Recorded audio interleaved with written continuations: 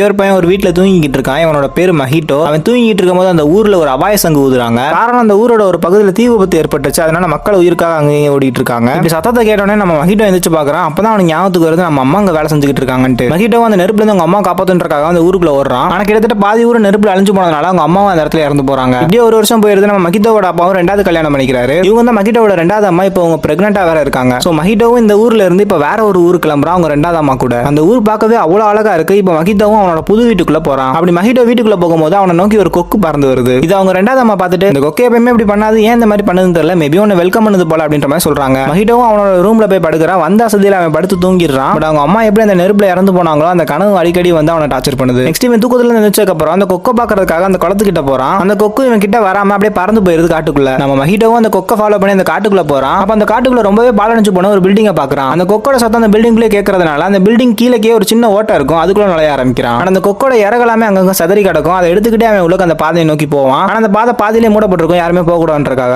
மஹிட்டோ அந்த பாதைக்குள்ள என்ன இருக்கு அப்படின்னு பார்க்க போகும்போது கரெக்டா அவனை தேடி ஆளு வந்துருவாங்க. நெக்ஸ்ட் நம்ம மஹிட்டோ அவனோட புது ஸ்கூலுக்கு போவான். பட் யாருக்குமே அவனை பிடிக்காது. அவன் ஸ்கூலை விட்டு ரிட்டர்ன் வரும்போது ஒருத்தர சண்டையும் போட்டுருவான். மஹிட்டோ நம்ம ஸ்கூலுக்கு போக கூடாது அப்படின்றக்காக ஒரு ஐடியா பண்றான். கீழே இருக்க ஒரு கல் எடுத்து அவன் தலையை உடைச்சுக்கிறான். இதுக்கப்புறம் மஹிட்டோக்கு அவங்க ரெண்டாவது அம்மா கட்டெல்லாம் போட்டுட்டு நீ ஸ்கூலுக்கு போவானான்ற மாதிரி சொல்றாங்க. பட் மஹிட்டோ மறுபடியும் அந்த கொக்கை பிடிக்கின்றதுக்காக அந்த குளத்துக்கிட்ட போறான். பட் ட்விஸ்ட் என்னன்னா இந்த தடவை அந்த கொக்கு பறந்து போல அவங்க கிட்ட பேச ஆரம்பிக்குதுங்க. மஹிட்டோ நீ நினைக்கிற மாதிரி அவங்க அம்மா நெருப்புல சாகலடா, இன்னும் அவங்க உயிரோட தான் இருக்காங்க, நீ எனக்கு ஹெல்ப் பண்றேன்னு சொல்லி நான் அவங்க அம்மா கிட்ட அவனை கூட்டிட்டு போறேன் அப்படின்ற மாதிரி அந்த கொக்கு பேசுதுங்க. மஹிட்டோக்கு என்ன சொல்றதுன்னு தெரியாம அப்படியே உறைஞ்சு நிக்கிறான். அப்படி அந்த கொக்கு பேச பேச அந்த குளத்துல இருக்க தவளை எல்லாமே நம்ம மஹிட்டோ மேல ஏற ஆரம்பிச்சு அவனை அப்படியே நிலக்குலைய வைக்குது. கரெக்டா அதே நேரம் நம்ம மஹிட்டோட ரெண்டாவது அம்மா ஒரு அம்பை விட்டு நம்ம மஹிட்டோவை காப்பாத்துறாங்க அந்த கொக்கு கிட்ட இருந்து. அந்த கொக்கு பறந்து ஓடி அந்த தவளைகளும் கீழே விழுந்துருது. நம்ம மஹிட்டோவும் மயங்கி விழுந்துடுறான். இதுக்கப்புறம் நம்ம மஹிட்டோக்கு இந்த ஊர் மூலமா என்ன நடக்க போகுது, இந்த ஊருக்கு பின்னாடி என்ன மர்மங்கள் இருக்கு, அவங்க அம்மா கண்டுபிடிப்பானா இல்லன்றத அந்த படத்தோட கதையை. படத்தோட பேர் தி பாய் அண்ட் தி ஹெரான் 2023 ரிலீஸ் ஆயிருக்கு. மறக்காம செக் பண்ணி நம்ம சேனலை சப்ஸ்கிரைப் பண்ணிருங்கப்பா.